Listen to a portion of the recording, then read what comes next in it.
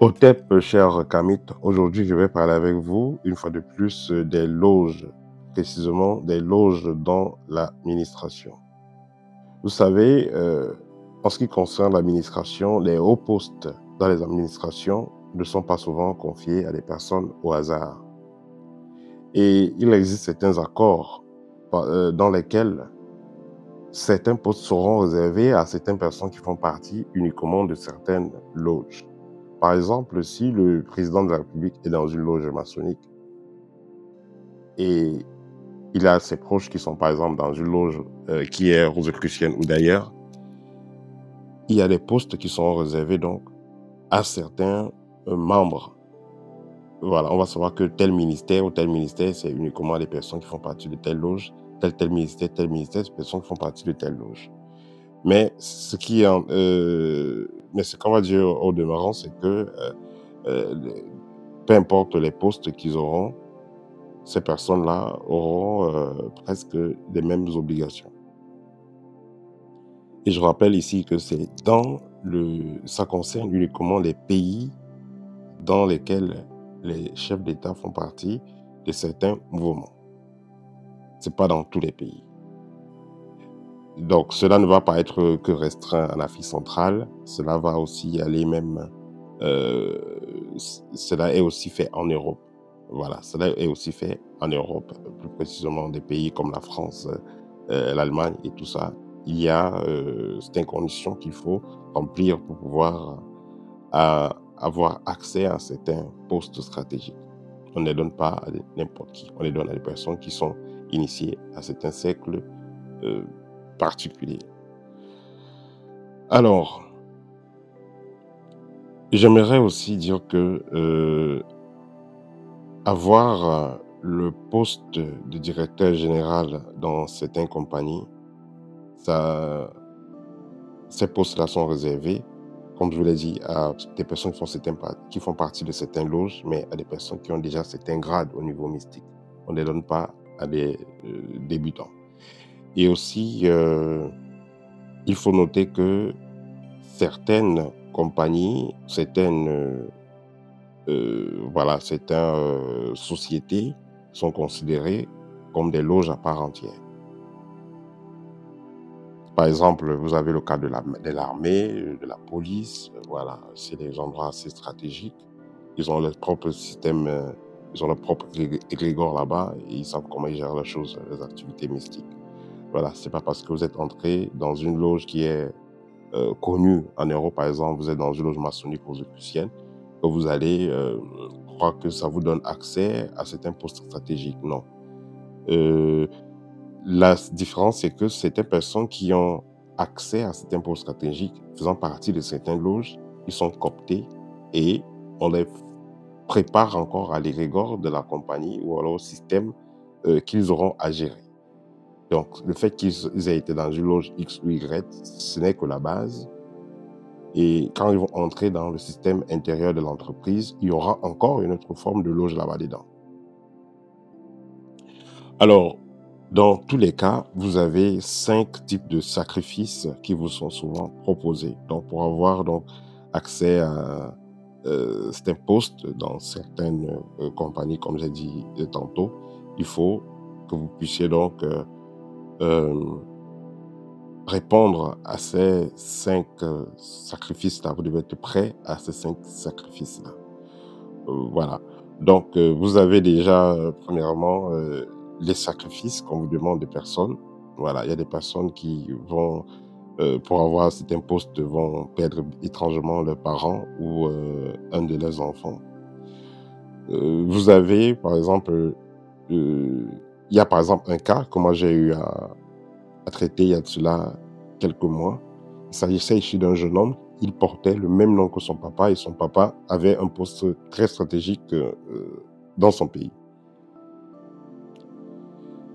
Et qu'est-ce qui s'est passé? C'est que son papa était mort étrangement, était tombé malade en quelques jours, il est décédé. Mais bien avant, son papa a réuni ses enfants et a dit qu'il les aimait beaucoup. Qu'il part comme ça parce qu'il les aime beaucoup. Donc ce jeune homme avait pris une consultation parce qu'il ne savait pas, il ne comprenait pas réellement qu'est-ce qui se passe. En fait, c'est que ce parent-là, avant de prendre le poste, avait eu à faire des sacrifices, il a eu le poste pendant des années. Et après, on lui a demandé de faire encore un sacrifice. Il a dit que, alors là, il ne peut plus, lui, par lui-même. Donc voilà ce qui s'était passé. Donc pour vous dire que c'est quelque chose qui est réel. Donc c'est le premier cas qui est souvent demandé, donc faire un sacrifice. Le deuxième cas, ça sera des partous. Il faut noter que les partous, ce n'est pas juste des mouvements de plaisir qu'ils organisent. C'est un mouvement qu'ils vont organiser pour recueillir de l'énergie et faire, entre guillemets, prospérer leur égrégore. Donc, le directeur général va réunir certains cadres et puis il va louer certains endroits et ils vont organiser les partous. Ça sera pour puiser l'énergie et faire briller leur égrégore, entre guillemets. Le troisième cas, c'est les cas d'inceste. Voilà, les cas d'inceste. Sans oublier voilà, les cas d'inceste, c'est-à-dire on a eu des cas des ministres qui couchaient avec les enfants et qui après, c'est même de coucher avec les petits-enfants. Voilà, c'est les cas qui sont réels. Sans oublier les cas d'homosexualité. Voilà, que ce soit homme, que ce soit femme, il y a des compagnies dans lesquelles vous travaillez quand vous avez un certain poste. On vous oblige à faire certaines pratiques. Voilà, si vous faites certaines pratiques, vous avez des postes, vous avez des grades, et si vous ne faites pas, vous n'allez pas évoluer. Ce qui fait que vous pouvez être dans une compagnie, vous avez le même diplôme qu'une personne lambda, mais vous n'avez pas les mêmes salaires. Son salaire a pratiquement un zéro de plus que le vôtre, parce que justement, cette personne est dans le système. Mais vous, vous êtes juste un simple employé, vous n'êtes pas dans le système, alors que vous avez les mêmes diplômes, vous avez les mêmes compétences. Mais cette personne a un salaire plus épais parce qu'elle remplit des conditions comme celles que je suis en train de citer. Voilà. Ensuite, il y a des pratiques étranges. Hein.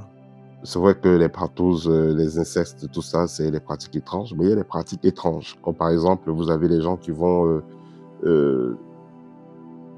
consommer les excréments, les gens qui vont voilà, coucher avec des folles, coucher avec même des cadavres. On a vu des cas comme ça. Voilà, c'était pour soi-disant garder leur poste de directeur général ou voilà, pour augmenter en grade, en galon. On a vu des gens qui faisaient les choses pareilles. Et le cinquième cas, c'est le crédit spirituel. Vous allez vous demander, est-ce que c'est le crédit d'argent? Non, c'est pas le crédit d'argent. C'est-à-dire que vous pouvez être directeur général dans une compagnie. Vous avez déjà fait certains sacrifices et vous avez encore mis la tête de d'un de vos proches en jeu et on vous a donné le poste. La personne va vivre, elle sera souvent malade, mais elle va vivre. Et à un moment donné, allez, elle va partir. Elle peut partir même après que vous ayez fini votre contrat avec l'entreprise. C'est-à-dire que vous avez été, par exemple, hein, vous avez été général et vous avez donné, avant de prendre ce poste général, vous avez donné votre maman, votre parent, votre proche, vous avez donné votre proche en gage. On vous a donné le proche sera souvent malade, vous allez vous en occuper, mais ça ne va rien faire. Et après quelques années, vous êtes en retraite, mais ces personnes finissent par mourir étrangement parce que l'alliance va vous suivre. Vous avez fait votre pacte, même après que vous ayez fini le poste, l'alliance va vous suivre parce que vous avez déjà offert et vous avez déjà consommé cette contrepartie-là. Parce que vous avez offert et on vous a donné le poste. Voilà, donc ça, ce sont les 5 sacrifices qui sont souvent vus, les 5 sacrifices qui sont souvent vus, auxquels celui qui veut prendre un poste stratégique dans un pays dominé par les loges devrait s'y attendre. Et comme je vous l'ai dit, ces types de pratiques, on les retrouve généralement en Afrique centrale, mais on les retrouve aussi dans certains pays européens qui sont dominés par les loges. Vous avez par exemple le cas de la France, comme je l'ai dit, Vous voyez déjà le couple présidentiel qui est un couple étrange. Voilà, donc vous imaginez un peu ce qui se passe dans les administrations au niveau là-bas. Vous imaginez un peu ce qui peut se passer. Voilà, c'est le petit partage que je voulais faire avec vous aujourd'hui. N'hésitez pas, cher Kamit, si vous avez besoin d'une consultation, vous avez besoin d'un de mes livres, Libre, qui ne pratique pas des rayonnés. Voilà, vous pouvez suivre le lien qui est là pour la commande des livres. Si vous avez besoin de mes formations également, n'hésitez pas. Vous pouvez visiter aussi notre site www.kamit avec K et S à la fin. Au TEP et à très bientôt.